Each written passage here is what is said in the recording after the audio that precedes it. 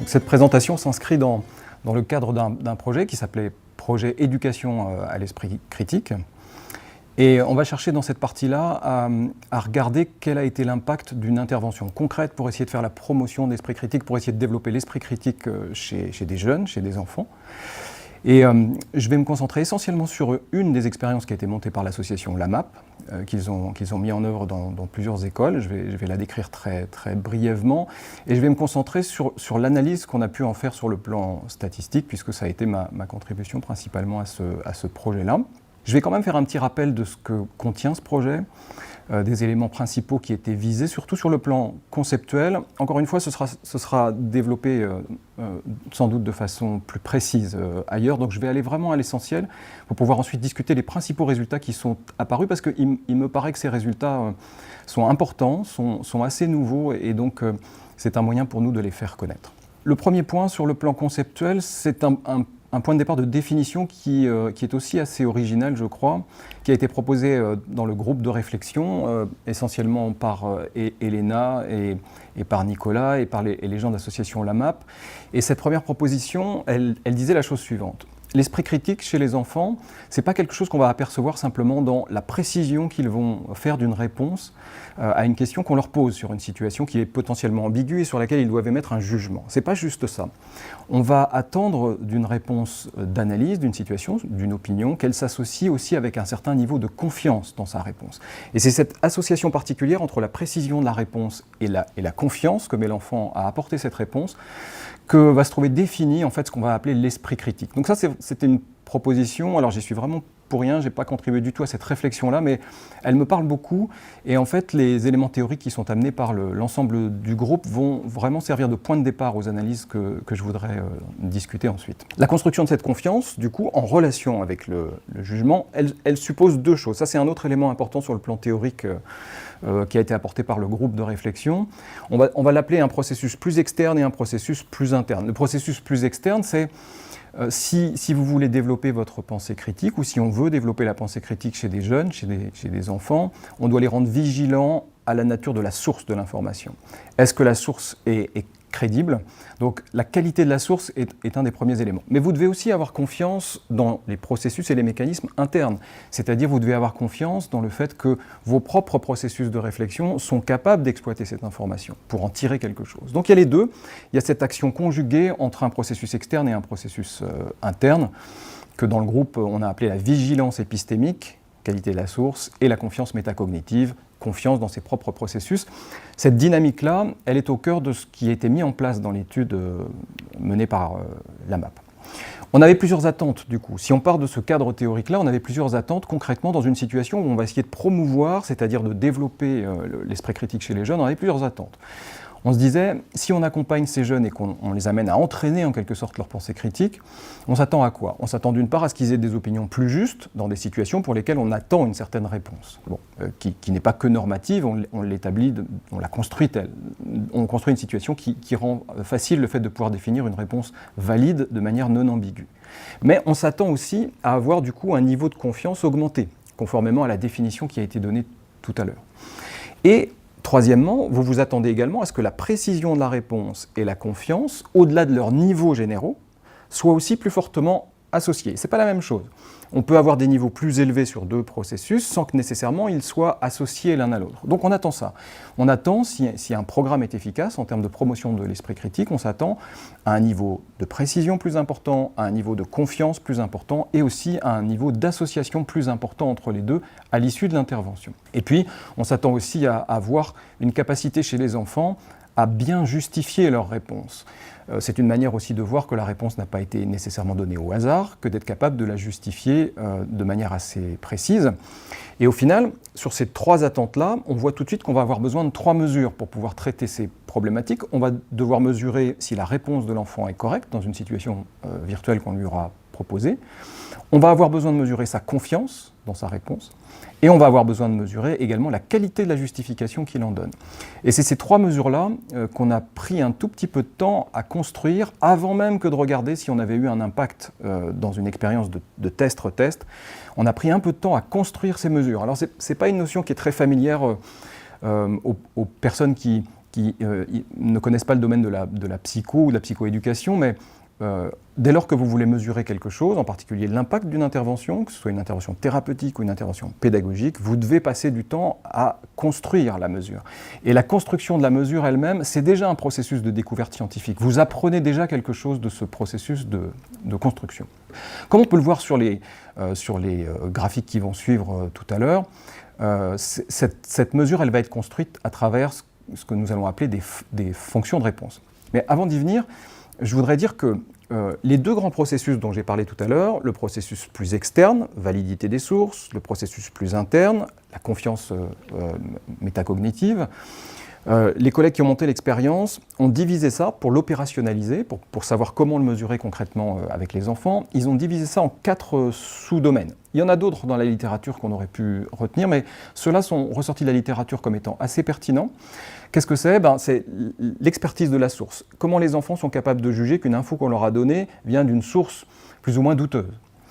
Deuxièmement, comment les enfants sont capables de détecter qu'une affirmation est le résultat d'une multiplicité d'observations croisées plutôt que de l'avis d'une seule personne qui s'est exprimée. C'est le deuxième processus.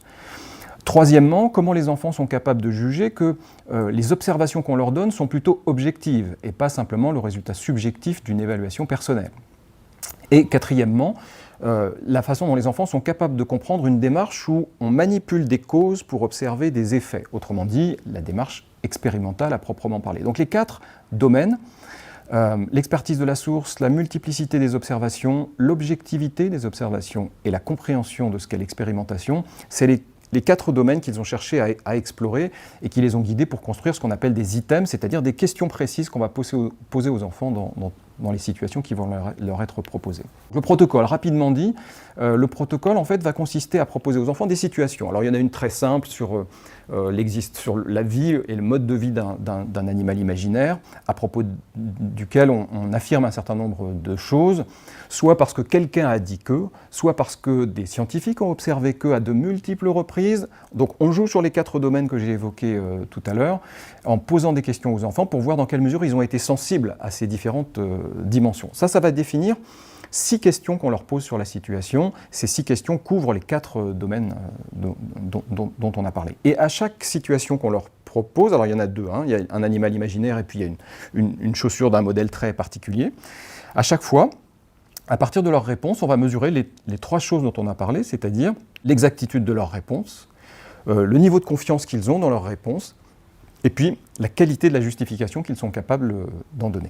Le protocole en question fait que on leur a posé ces questions-là à partir de situations à 2 moments dans l'année. Au début de l'année et à la fin de l'année. Et entre les deux, on a mis en place un certain nombre d'accompagnements, on va dire. En réalité, 3 types d'accompagnements différents. Donc une mesure 1, une mesure finale, et entre les deux, 3 types d'accompagnements entre lesquels on va pouvoir comparer les trajectoires des enfants en termes de progression d'esprit critique. On a les 3 groupes. On avait un groupe dit témoin passif. Ce groupe-là, en fait, va suivre un programme scolaire tout à fait normal. Et dans le cadre du programme normal pour ces enfants, eh bien, on les initie à une forme de pensée analytique, on va dire, sur des expériences scientifiques en particulier. Donc, on ne va rien changer, en quelque sorte, au programme habituel des enfants de ce point de vue-là. Et puis, on a un groupe qui va s'appeler témoin actif. Et celui-là va recevoir un entraînement spécifique à la pensée critique, avec un focus qui est un focus essentiellement sur le sous-domaine qu'on a appelé tout à l'heure la multiplication des observations. Ça va être en tout cas le focus dominant, un tout petit peu sur l'expertise de la source, mais essentiellement la multiplication des observations. Et les collègues de la MAP pourront donner plus de détails dans la description du protocole. Je le résume vraiment à gros traits ici. Donc ça, c'est un entraînement actif dans le groupe numéro 2. Et le groupe expérimental à proprement parler, non seulement il va recevoir cet entraînement actif, cette vigilance accrue à ces différents processus, mais en plus, on va lui demander activement de réfléchir à un transfert de ce qu'il a examiné dans cette situation totalement imaginaire et virtuelle, à quelque chose qui est proche de lui, qui est quotidien. On va faire un exercice de passage à la pratique, en quelque sorte, de ce qu'il aura appris à l'occasion de l'entraînement. Donc voilà les 3 groupes qui vont être comparés dans cette étude. Maintenant, on construit les mesures. Et en construisant les mesures, on va utiliser pour ça une méthodologie statistique un peu particulière qui s'appelle les modèles de réponse à l'item. Et ces modèles-là, ils ont une propriété un peu magique et très intéressante en général en pédagogie et en psychologie, c'est que il propose de résumer un certain nombre de réponses qui sont fournies par des enfants ou par des gens, en les représentant comme des coordonnées le long d'une dimension. Par exemple ici, on cherche à mesurer la pensée critique chez les jeunes et sa prévalence, ou son développement, ou sa maturité. Et donc on aimerait pouvoir positionner les enfants sur un continuum qui va du moins mature au plus mature du point de vue de l'analyse critique des situations. Et on essaye de voir si c'est possible de faire ça, de repérer donc les enfants par une coordonnée le long d'un axe de pensée critique, de telle sorte qu'on est capable de reconstruire par une transformation simple la totalité de leurs 12 réponses, c'est-à-dire 6 questions posées pour la situation 1, 6 questions posées pour la situation 2. On essaye de voir si, en effet, à partir d'un positionnement aussi simple que celui-là, on est capable de représenter et de reconstruire leurs réponses en termes d'exactitude notamment. Et il se trouve que oui, il se trouve qu'on réussit extrêmement bien à représenter les 12 réponses des enfants à travers un positionnement sur une seule dimension.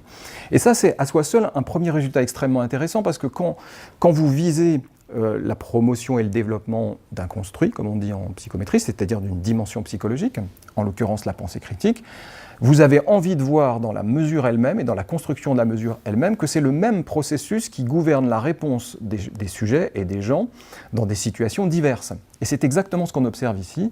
À travers les 12 questions, on réussit à reconstruire une seule et même dimension. Mais l'intérêt aussi de ces modèles statistiques, c'est que non seulement on réussit à positionner les enfants le long d'un axe avec des coordonnées, mais dans le même espace, c'est-à-dire le long de la même dimension, on réussit également à positionner les différents items, c'est-à-dire les différentes questions qu'on leur aura posées, qui visent à évaluer la compréhension des observations multiples, de la qualité de la source, de la compréhension de l'objectivité des mesures et de l'expérimentation. On va pouvoir positionner ces différents critères descriptifs de la pensée des enfants sur la même dimension. Et donc ça signifie que vous êtes capable de dire si un enfant est proche de tel et tel critère, s'il a acquis tel ou tel critère. C'est ce qu'on appelle une projection conjointe des deux ensembles, l'ensemble des enfants et l'ensemble des critères de pensée, dans une même représentation graphique. Bon. Ça marche très très bien, on est vraiment super content de ça, parce qu'on peut dire que du coup on obtient ce qu'on appelle un modèle de réponse.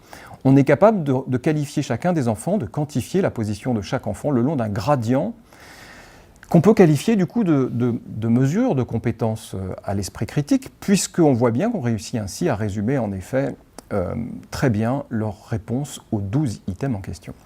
Et plus encore, ce qui est extrêmement intéressant et qu'on a vu apparaître à travers cette analyse, c'est que tous les critères, tous les mécanismes ne sont pas positionnés au même endroit sur ce continuum. En gros, dans la partie basse du continuum, j'ai envie d'appeler ça les processus plus élémentaires, on voit que c'est essentiellement la multiplication des observations et l'expertise de la source qui se trouve là. Tandis que dans la partie plus haute du continuum, qui est plus complexe, on va dire, à comprendre, on trouve davantage le critère d'objectivation des observations et de compréhension de ce qu'est l'esprit expérimental. Ce qui fait sens. On voit bien comment manipuler correctement des expériences, manipuler correctement une démarche expérimentale, suppose de pouvoir s'appuyer sur des mesures qui sont aussi objectives que possible, qui suppose de pouvoir concevoir que ces mesures ont été établies à travers de multiples prélèvements, et suppose que ces multiples prélèvements viennent d'une source qui est fiable. Autrement dit, ce qu'on découvre à travers cette modélisation, c'est pas seulement qu'on réussit à représenter les choses de manière unidimensionnelle, donc il y a bien quelque chose de commun derrière tout ça, mais en plus il y a une logique cumulative qui apparaît. Le modèle qu'on a utilisé précisément un modèle cumulatif. Si je devais résumer le principe d'une seule phrase, le principe d'un modèle cumulatif, c'est qui peut le plus, peut le moins. Si vous maîtrisez bien la démarche expérimentale, alors très probablement vous comprenez parfaitement bien ce qu'est la notion d'expertise de la source. Mais pas nécessairement l'inverse. Vous pouvez avoir une bonne compréhension des étapes premières, expertise de la source, multiplication nécessaire des observations, sans nécessairement avoir atteint encore les étapes de la manipulation expérimentale. Donc, on est vraiment très content de ça parce que cette modélisation offre une vision complètement synthétique, à la fois des enfants et également des différents critères de description qualitatifs de la pensée critique. Donc ça, c'est dans la simple construction de cette mesure de la précision de la réponse des enfants, on a déjà appris quelque chose, en quelque sorte, dans cette première étape. On a fait la même chose sur la confiance que déclare chaque enfant à l'occasion de sa réponse.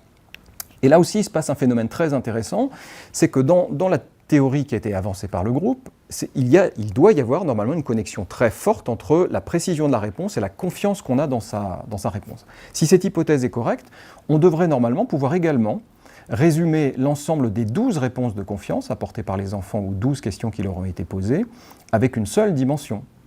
On doit pouvoir positionner en fait les enfants le long d'un axe de confiance, du moins confiant au plus confiant, de telle sorte que par une transformation simple, on devrait pouvoir réussir à retrouver leurs 12 réponses séparées sur les différents items. C'est exactement ce qui se produit. Et plus encore, ça se produit dans un sens qui range les différentes situations, c'est-à-dire les différents items, les différentes questions qu'on leur a posées, dans un ordre exactement inverse à celui qu'on observe pour les réponses de précision. Qu'est-ce que ça signifie ?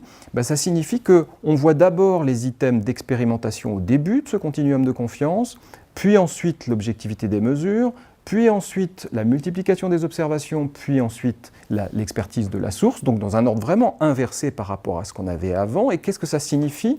Ça signifie que plus les enfants ont confiance dans leurs réponses, et d'un point de vue théorique, on s'attend aussi à ce que ce ne soit pas les plus maladroits sur le plan de l'esprit critique, donc plus ils sont avancés dans la confiance, plus ils vont avoir confiance dans ceux des mécanismes qui sont les plus évolués justement sur la pensée critique. Donc ça a fait sens complètement que de voir cet ordre renversé, et c'est très exactement la structure que nous trouvons ici, un peu comme si les 4 sous-domaines se trouvaient inversés. Bon. Et puis troisième étape, on a dû construire également la mesure de la qualité de la justification. Et alors là, vous imaginez bien, on a dû pour ça demander l'avis d'experts, c'est-à-dire les enfants en fait ont été lus et écoutés dans leur justification par 3 juges indépendants qui ont caractérisé leur réponse en termes de « oui, cette justification est correcte, elle vise bien le bon processus », « non, elle n'est pas correcte », ou bien elle est absente. L'enfant n'a pas été capable de produire une réponse de justification.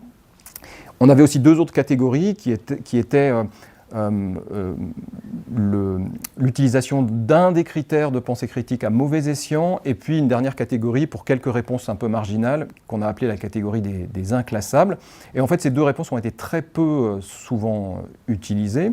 Mais en tout cas, on a cherché à extraire du jugement des juges sur la qualité, on a cherché à extraire une évaluation de la qualité qui soit indépendante de ces juges à travers une modélisation qu'on appelle le modèle nominal en psychométrie. Ce modèle nominal cherche précisément à regarder s'il existe une structure dans les jugements de qualité qui sont apportés par des juges différents. Et là encore, on a été très content de découvrir qu'en effet, on pouvait ranger les différentes qualités de justification des enfants le long d'un continuum unique. On n'a pas besoin de plus qu'une seule dimension pour le faire, où on voyait très bien que c'était les justifications correctes qui apparaissaient à une extrémité et l'absence de justification à une autre extrémité, et puis les justifications tentatives ou les tentatives de justification potentiellement erronées qui se trouvaient au centre. Donc on avait un continuum de qualité qui faisait totalement sens. Et la position des enfants le long de cette dimension a été considérée dans tout ce qui suit comme la mesure de la qualité de leur justification. Donc voilà, on en est là. Dans cette première partie qui concernait simplement la construction des mesures, on a déjà finalement appris énormément de choses. On a construit la mesure de précision, la mesure de confiance et la mesure de qualité de la justification, mais plus encore, on a appris quelle était leur structure, et ça pour nous c'était quelque chose de très, très informatif et de très important. À partir de là, eh bien, on peut commencer, maintenant qu'on a ces 3 mesures construites, on peut commencer à faire ce qu'on appelle l'analyse d'impact, c'est-à-dire qu'est-ce qui se passe entre le pré-test et le post-test. Entre les deux, les enfants ont été entraînés spécifiquement selon les 3 modalités qu'on a dites. Et que se passe-t-il sur ces 3 mesures simultanément ? Plus encore, que se passe-t-il dans l'association de ces mesures? Est-ce qu'elles se renforcent? Est-ce qu'elles se décorrèlent? On a essayé d'examiner les choses en détail. Première dimension, est-ce que les enfants sont plus compétents entre guillemets, en termes de pensée critique, quand on les entraîne spécifiquement, soit dans le groupe témoin actif, soit dans le groupe véritablement expérimental, c'est-à-dire avec une recherche explicite de transfert à l'extérieur. La réponse est oui. À vrai dire, ce qu'on voit apparaître, c'est que dans les 3 groupes, il y a une progression. Dans les 3 groupes, les enfants progressent du point de vue de la pensée critique, c'est-à-dire qu'on voit le nuage des points sujets se déplacer le long de la dimension qu'on a extraite dans la première étape, on les voit se déplacer, avec d'ailleurs une information déjà assez intéressante qui est que ce sont les élèves qui étaient initialement les plus faibles qui ont le plus progresser, ce qui est plutôt intéressant comme phénomène.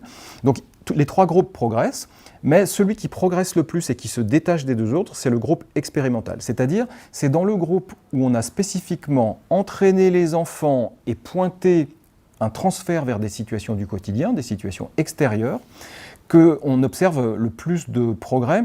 Le groupe témoin actif, celui qui a aussi été entraîné mais sans une expression explicite du transfert à d'autres situations, ne fait pas mieux en fait que le groupe scolaire habituel. Donc ça c'est une information importante parce que ça veut dire que ça ne suffit pas d'entraîner les enfants à la pensée critique, il a fallu aussi en quelque sorte donner les clés aux enfants d'un transfert possible de ce qu'ils ont appris à d'autres situations. Et ça on le voit très clairement dans le graphique sur la diapo. Les groupes contrôle passif et le groupe contrôle actif ne se distinguent pas.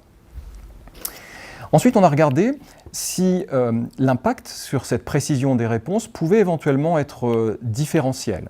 C'est-à-dire, après tout, l'entraînement, il ne s'est focalisé que sur la multiplication des observations, que sur cet aspect-là de la pensée critique, mais le point très important sur lequel je voudrais insister, de la modélisation qui précède, et c'est pour ça qu'elle est super importante, c'est que le modèle que nous avons trouvé lors de la construction de la mesure est un modèle cumulatif, qui peut le plus, peut le moins.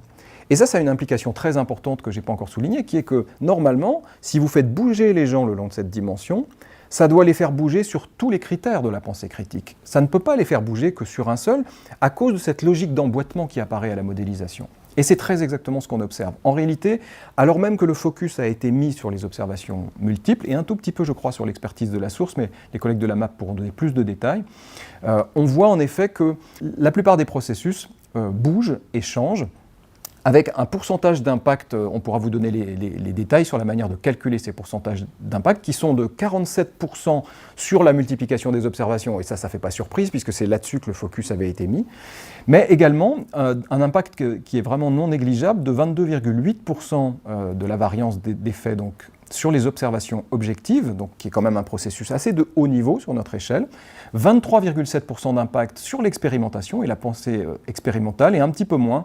6,4% sur ce que nous avons appelé l'expertise de la source. Donc on voit bien, quoi qu'il arrive, bien qu'il y ait des différences d'impact, que tout a bougé en même temps.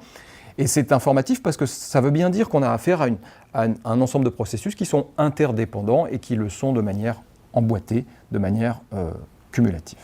La diapo que vous verrez à l'écran, elle vous permet de voir qualitativement ce à quoi ressemble cet impact. Au-delà du pourcentage d'impact, en réalité, quand on poursuit la modélisation, pour avoir plus qu'une seule courbe par item, pour avoir des courbes qui peuvent varier par groupe, pour avoir des courbes qui décrivent donc la probabilité de réponse, la probabilité de dire quelque chose de correct en fonction des groupes et en fonction des questions qui ont été posées, par conséquent des 4 sous-domaines qui sont explorés, on découvre que ces courbes, en fait, quand on regarde comment elles ont envie de bouger, en quelque sorte, en termes de manipulation expérimentale ou comme résultat de l'intervention, on constate qu'elles se décalent toutes vers la gauche, pour l'essentiel, ce qui veut dire qu'elles deviennent ou qu'elles décrivent des processus qui sont devenus plus simples pour les enfants. Quand une courbe se décale vers la gauche, ça veut dire qu'en moyenne, pour un enfant qui a la même position le long du continuum, il la maîtrise mieux,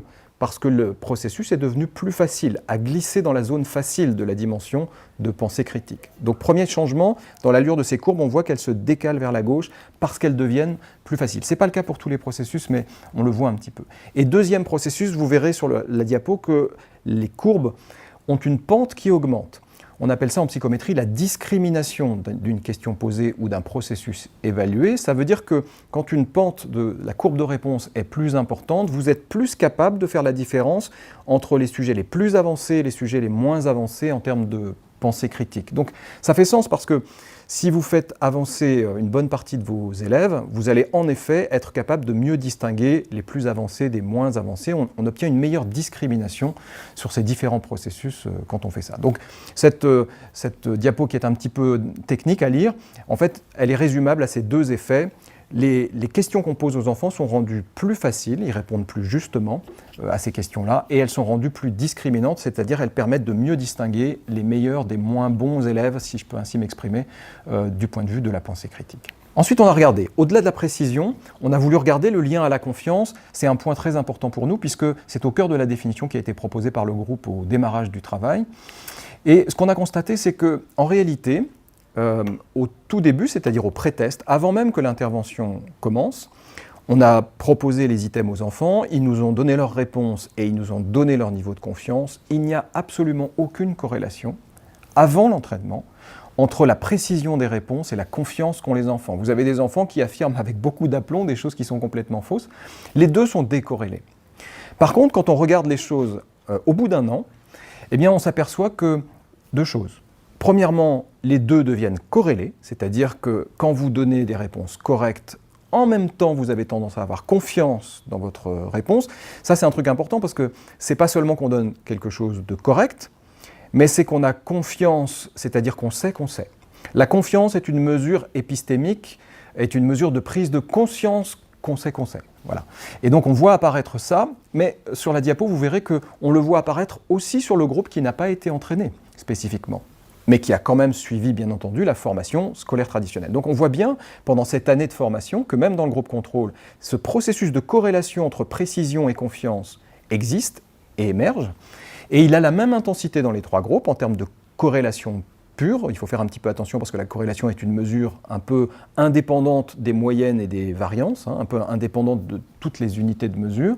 Donc il faut aussi regarder comment varient les moyennes de confiance dans cette situation. Et là, il apparaît un phénomène très intéressant, c'est que au post-test, donc après l'entraînement, spécifiquement dans les groupes entraînés, donc les groupes 2 et 3, celui qui a été entraîné sans transfert et celui qui a été entraîné avec transfert à d'autres situations, les deux de ce point de vue ne se distinguent pas, mais là le niveau de confiance est significativement plus élevé, le niveau de confiance dans sa réponse est significativement plus élevé que ce qu'on voit dans le groupe scolaire traditionnel. Donc on gagne ça à la faveur d'un entraînement organisé spécifiquement sur certains processus de la pensée critique. On gagne plus de confiance, les enfants savent mieux qu'ils savent, d'une certaine façon, à la faveur de cet entraînement. Donc ça, c'est un troisième élément très important de résultat. Et enfin, on a regardé aussi comment la précision de la mesure des enfants pouvait être liée à la qualité de la justification qu'ils pouvaient en apporter. Et là, on observe la chose suivante. On observe d'une part qu'au pré-test, avant tout entraînement, on a déjà une forte, même très forte corrélation entre la précision de la mesure et la qualité de la justification. Ceux qui ont des réponses vraiment très précises sont aussi ceux qui sont capables de le justifier dans le détail de manière précise. Donc là, pour le coup, on a quelque chose de beaucoup plus net dès le pré-test. On a cette association. Mais ce qui est super intéressant, c'est de voir qu'après l'entraînement, et uniquement dans le groupe numéro 3, c'est-à-dire dans le groupe qui non seulement a été entraîné, mais pour lequel on a rendu explicite un processus de transfert à d'autres situations, eh bien, il n'y a pas d'augmentation de la qualité de la justification. Elle était déjà très bonne, en vérité, pour les enfants qui étaient déjà très précis dans leurs réponses et très exacts. Par contre, ce qu'on voit apparaître dans ce troisième groupe, c'est une courbe de régression qui est beaucoup plus pentue, c'est-à-dire une corrélation entre précision de la mesure et qualité de la justification qui s'est renforcée uniquement dans ce groupe-là. Donc ça, c'est super intéressant parce que ça vient isoler, en fait, dans les bénéfices pédagogiques de ces interventions, quels sont les ingrédients qui fonctionnent et sur quoi ils agissent. Certains agissent sur la confiance, d'autres agissent sur la qualité de la justification, et ce ne sont pas les mêmes. Par conséquent, ça présente un intérêt très particulier de distinguer ainsi la confiance et la qualité de la justification, au-delà même de la précision des réponses. En résumé, au fond, quels sont les différents enseignements qu'on peut tirer de cette recherche? D'une part, au niveau numéro 0 des résultats, c'est-à-dire au niveau simplement de la construction des mesures, on a découvert des échelles cumulatives. Qui peut le plus, peut le moins. Les différents processus de la pensée critique s'enchaînent bien selon un gradient qui a une structure que l'on peut repérer, examiner, le long de laquelle on peut positionner les enfants pour pouvoir dire qu'ils sont plus proches de tel processus ou bien plus proches de tel autre. Donc on peut dire d'un point de vue psychométrique qu'on a une bonne validité interne de nos échelles de mesure de pensée critique, et ça c'est déjà un résultat très, très important.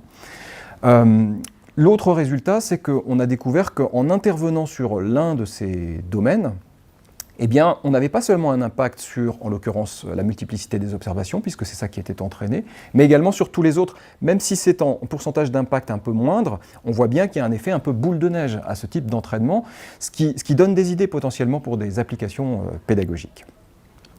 On voit que, par ailleurs, bien entendu, l'entraînement et l'intervention pédagogique a donné une plus grande exactitude des réponses, surtout chez les sujets les plus faibles.